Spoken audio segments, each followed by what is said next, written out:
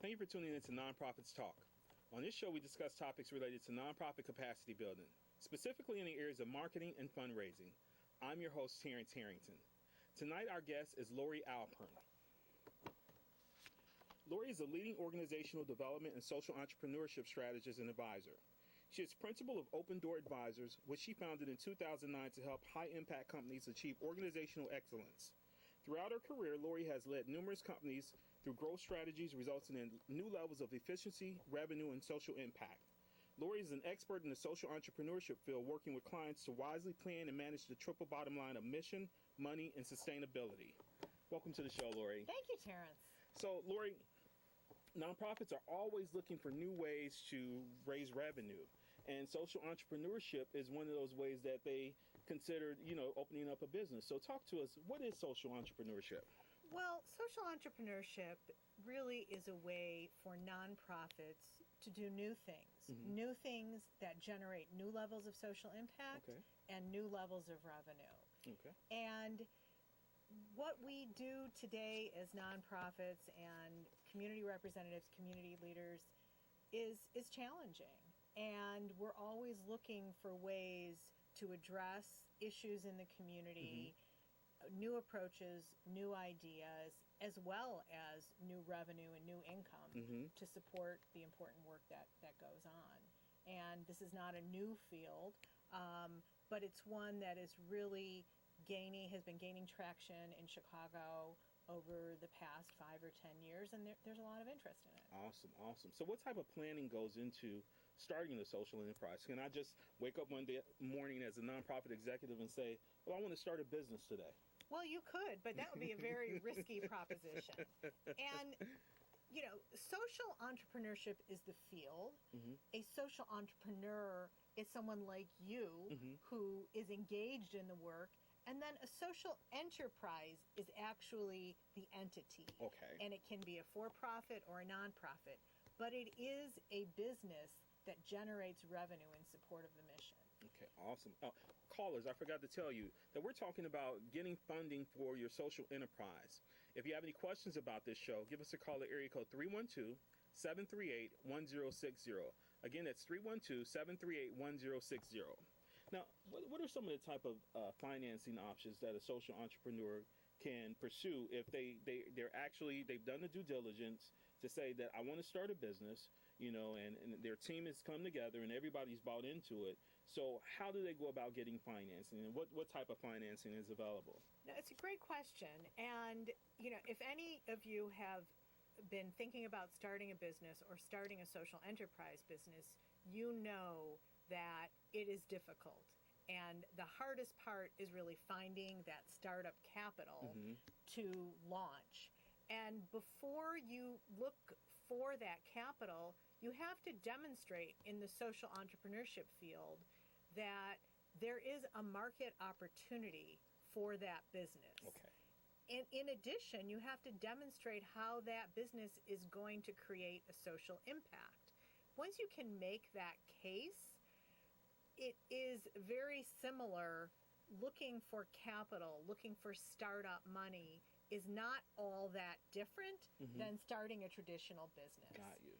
Some people go to a friends and family network. Some people go to a bank.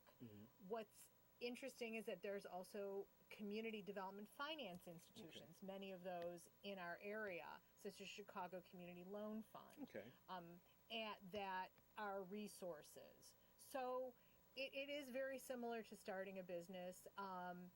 There may be philanthropic funding from some, if you're a nonprofit and you already have philanthropic foundations and donors that are supporting you, they might have an interest. But again, you must make the case, because this is a high risk proposition, but it's also can be a high payoff in terms of innovative approaches to addressing social issues and social impact. Awesome. Now, you're a social enterprise consultant. At what point do you get involved? When should a nonprofit seek out your services? Well, I think it really depends on the organization and their capacity. I don't like people to jump too far ahead to securing outside help until they've answered some fundamental internal questions. Such as? Such as, what capacity do you have, not only to develop a great idea, but to execute that idea? And what your governance structure, your board, what's their position on this? And are they supportive of this concept? Who's going to implement it? And again, this notion of market opportunity. Is there a market opportunity for whatever business you're starting, whether it's a product or a service? And, and kind of moving away from the, if we build it, they will come. Because we have a great idea and we're doing good, there's an assumption that people will buy our product, buy our service. They're going to but flock. It's just not the reality. It's just not the reality. So what type of due diligence should an organization take before they take on such a major task as starting a business? So I don't think you need to, at a very early phase, develop a full-blown business plan. That's a lot of work.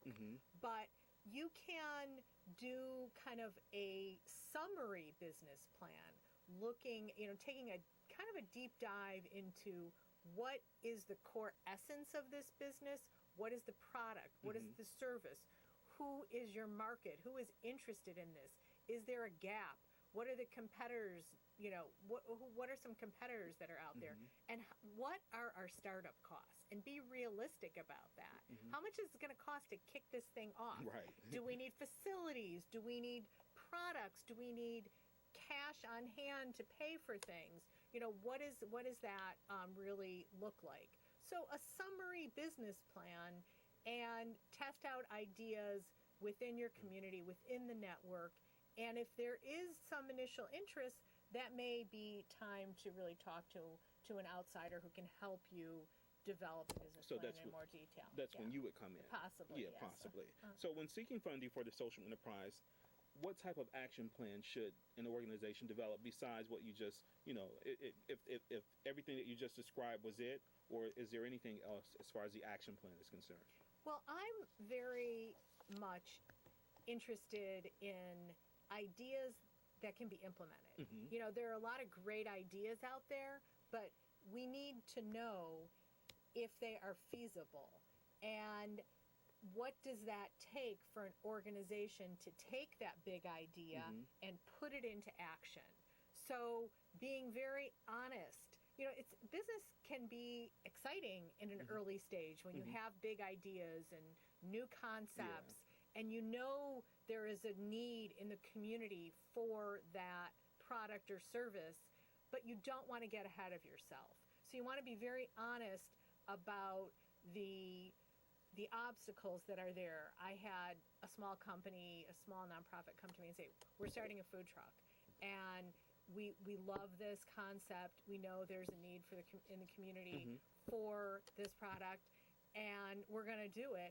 And we're going to, we think we can get a used truck and, we can put it all together and make it happen. And, so my first questions were, who has experience with food handling and with food production?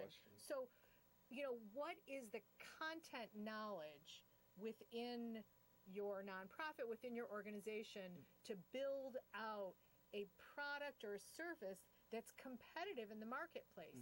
Because again, just because we're doing good work and this product or service supports our nonprofit does not mean it's sellable. Right. We need to have a product or service that is equal or better to what's out in the marketplace. It needs to be competitively priced, and then there's an opportunity. Now, we were speaking earlier about an organization that you're involved with. Yes. Can you share their success story? Right. I have many favorite social enterprise nonprofits, and Growing Home is one of them. Growing Home is Chicago's first urban organic production farm, and it's located in Englewood at 58th and Wood. And the mission of the organization is to provide workforce development training to people who have been unemployed or underemployed. And that's done through the organic farm. Now, do they have a website? They do. growinghomeInc.org. growinghomeInc.org. growinghomeInc.org. Now, tell us, share some of theirs.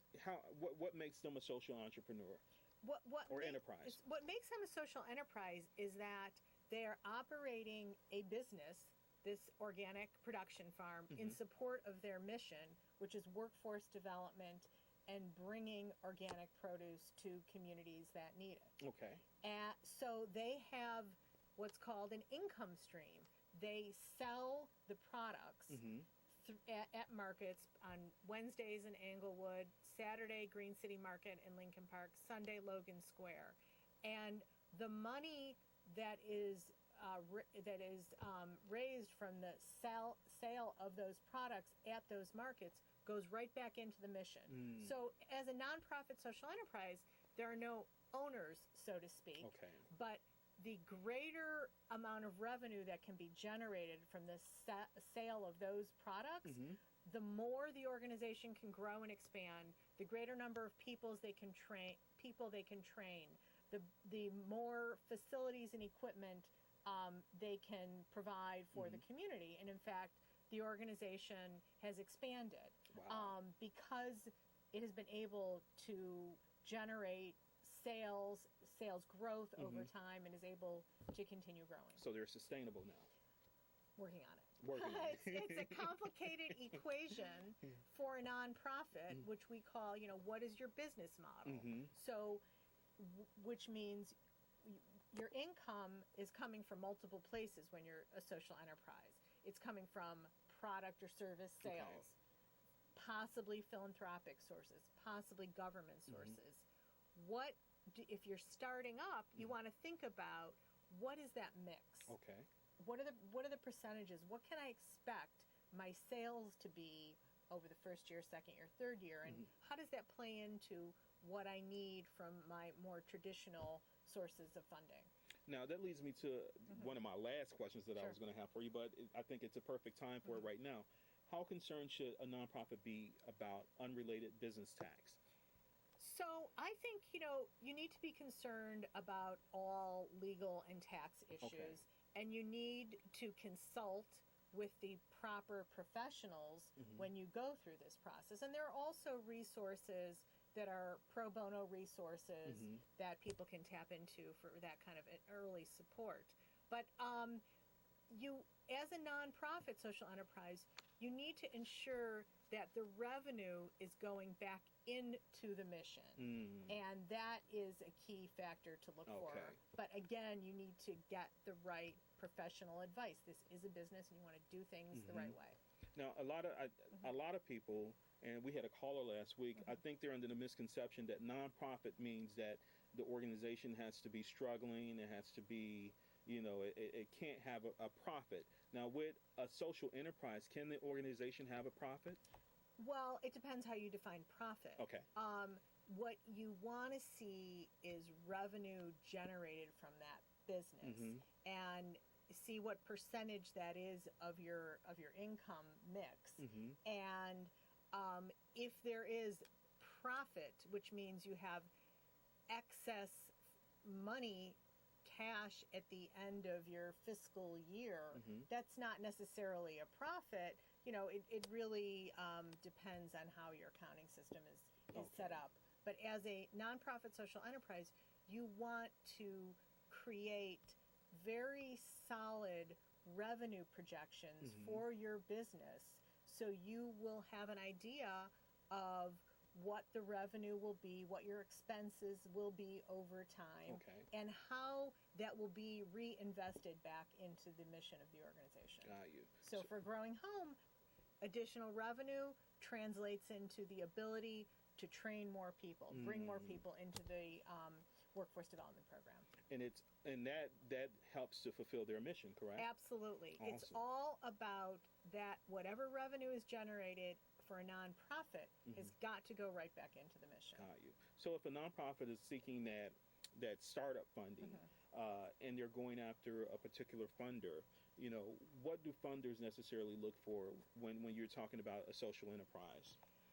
I think, I'm not a funder, so I can't speak for them, but what I've seen is that they're looking for capacity. So the ability to execute a realistic plan and honesty. What are the obstacles that one foresees moving forward? And we actually have a caller. Go ahead, caller. Yes, I'd like to know if you have to get an attorney to help you set up your nonprofit, or whether a nonprofit can do this on their own. Thank you for the call, caller. Thank you. It's always helpful when you're getting into these very technical, whether it's legal or accounting, to have that type of advice. I've seen people, submit paperwork and either incorporate or 501c3 on their own. So you can do it on your own. I think it's important to get some support. Okay. And growing home, we always had some pro bono legal support, which really helps navigate some complex challenges. And that's the beauty about living in a metropolitan city like Chicago, because there are attorneys that do provide pro bono service for nonprofit organizations. And there are associations that, we can put that up a little bit later, that provide access to pools of pro bono attorneys and accountants and so on. Awesome. So sticking with getting that funding, what type of fundraising strategy should an organization partake of? Well, I think people want to know what they're supporting. So clarity and honesty about your idea and how it's going to grow and what that social impact is, both from, not from a vision, but also, quantifiably, how many people are you going to serve? How is this going to help the community? How is this aligned with your mission? That's another thing that is very important. As a nonprofit, you don't want to stray too far away from your mission. So how is this new entity going to be connected to your mission, and who's going to benefit? And so that's when you start getting in trouble with the IRS, when you're kind right, when you have the unrelated, drifting away from right, the unrelated. You don't want to go there. Right. You don't want to go there. No. Yeah. So, are there any online resources that individuals can tap into?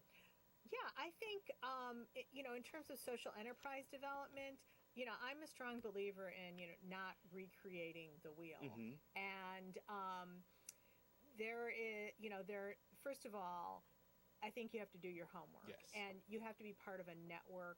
Or have the ability to tap into a network, and that means people that are connected to you, and not just new networks, but people that are connected to you, friends, family, religious institutions, community institutions that can help you. One great resource for a nonprofit for all kinds of capacity building is the Donors Forum, and I highly recommend that. Another resource in Chicago, which is fantastic, is something called the Chicago chapter of the Social Enterprise Alliance, SEA. And the Social Enterprise Alliance is a national organization, and there is a very active Chicago chapter that has a wide range of capacity building programming. It's a great, when I talk about network, it's a great place to go meet people, to hear what people in the social entrepreneurship field are doing with their social enterprise businesses. Now, is there a fee to be associated with them? Some of the programs have fees. Some of them are free, and they're and it's a membership organization. So the fees are to support the organization and its membership. But you can look online, Chicago Social Enterprise Alliance, to find out, when there are charges and when there is no charge program. So and they actually have a summit that they're doing in Denver, correct? Right. Exactly. And so that website to that summit is www.summit15.org. Again, it's www.summit15.org. Yes, and they do have some funding. I think that's the email that I sent you for emerging organizations to attend. So I would definitely to attend at either reduced or free. And if you're really interested and very serious about this, going to this conference will provide you with several days worth of deep, intensive professional development that you simply cannot could not get anywhere else. Wow. So that leads me to my next question. Yeah. When should an organization anticipate generating revenue from their social enterprise? Businesses sometimes take, up to 3 years to really start, breaking even and generating profit. And that, it varies, organization to organization. But what you want to do as part of your planning is to create a budget that is very realistic and very conservative in terms of your revenue and expenses, so that you will have an idea of how much it costs and when you, and what you can expect in terms of revenue. If you are starting a social enterprise business, in the first year you have to have sales. Okay. So that doesn't mean you're going to be profitable, because your expenses, you may have significant startup expenses. So, you may not break even, but you have to show that there is a market interest for your product or service. Now, is that for the IRS, or is that just for your own? For your own. It's really for your own, to demonstrate that there's a viability here. There's a market for what you're doing. Yeah, okay. That there's viability here. Definitely. So we have a few more minutes. Yeah. And callers, if you have any questions for Lori, give us a call at area code 312-738-1060. Again, it's 312-738-1060. Now, one thing that we didn't touch on, Lori, is what type of businesses can a nonprofit start, or, typically what do they do?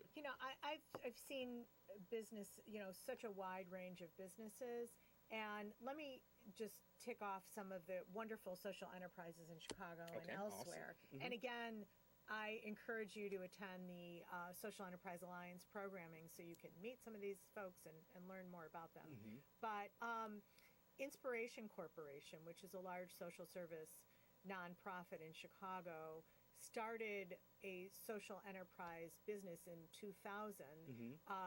Their mission was to provide training to individuals who had been homeless and train them in culinary arts and hospitality. And they had a training program that was classroom-based, but they realized, if we open a restaurant, people can get real on-the-ground experience, and it takes the training to another level. So they opened a restaurant in Uptown, at that time called Cafe 2. And since then, they've opened a second restaurant in East Garfield Park, and they've rebranded their restaurants under the brand Inspiration Kitchens. So these are two nonprofit social enterprise restaurants that, how many people go to restaurants? If you go to a restaurant, I encourage you at some point to try these restaurants because it supports the organization, it supports the social mission, and they also have a very robust catering program, catering business. So there are a lot of social enterprises in the food industry, for sure. But here, another social enterprise, which is, these are some of the larger, more established ones, is called Clean Slate. And it's I believe it's actually a for-profit company that's a social enterprise of the CARE program. And they provide a wide range of neighborhood beautification services to companies and private individuals and government and so on. Wow. So there's also another, these are some of my favorite organizations, of course. Another social enterprise nonprofit called the Rebuilding Exchange. And they're a spinoff of a larger nonprofit called the Delta Institute. Their social mission is environmental sustainability. And they operate a store on Webster where they reclaim used building materials and sell them to the general public. Building materials are 40% or more of the waste stream, and this is a way to reuse them. Wow. And so it's a great example of a social enterprise. Well, Lori, you have given us so much information. We got to get you back on here. Happy to be here. I'd love to be here. It's great talking to you. If you all want to learn more information about Lori and her company, please visit our website at www.nonprofitsmatter.org. Again, that's www.nonprofitsmatter.org. Lori, thank you so much Thanks, again. Terrence. Thank you so much for having I told me. you It's the a pleasure. 25 minutes goes real fast. And audience, thank you so much for tuning in to Nonprofits Talk. We look forward to, presenting you with more shows. Thank you again. Have a good night. Good night.